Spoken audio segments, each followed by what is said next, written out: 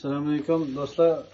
Bugün biz kelepçini Çinsey uyda qanday o'stiramiz, organik, tabiiy. Shu to'g'riliq men o'zim tajribadan o'tgan shuni ko'rsatib beraman. Masalan, buni kelepçini aldık, buni yo'g'on holatda. Bunda billeti men buni kesib oldim, ko'tikini buni. Ko'tikini kesib olam. Bunda bir qachiga biraz suv qo'yamiz, turbidan suvi buni. Turbidan suvini qo'ydim kichkina. Şundan bu kötükünler işte çılap koyulmuş şeyge. Bunu işte çılap koygandan keyin 2-3 günden keyin bu köklep çıkışga başlaydı. Mesela bir haftada mana çılap koygan, bir hafta olgan.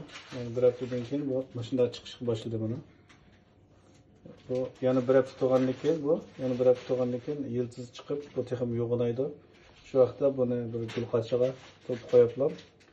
Şu gulqachaga ko'chirib qo'yamiz. Shundan chiqaverdi bu. Her haftada bir qitim o'rab, uyda kirib lamanni qilaveramiz. Hem bu organik tabiiy, hem hech qanday narsa qilmagan, hem ishonchlik. Sizlar men sinoqdan o'tdi mana, buni bir hafta bo'lgan mana. Yani bir haftadan keyin bu texim ko'plab chiqishga boshlaydi. Bugun buni yangi qilmoqchi mana. Ikkinchisini shu oddiy usul. Agar oilada yeşil yemeklik iste'mol qilamiz bozordan desanglar, olmaydi desanglar, shuni sinab baxsanglar bo'ldi. Nayt oddiy usul. Bunda kelepçini yapalım. Kötükünü baribir işletmeydiğin taş yutimiz. Şu taş yutuğa yenisip koysak bunun kelepçi köklep çıkıdı.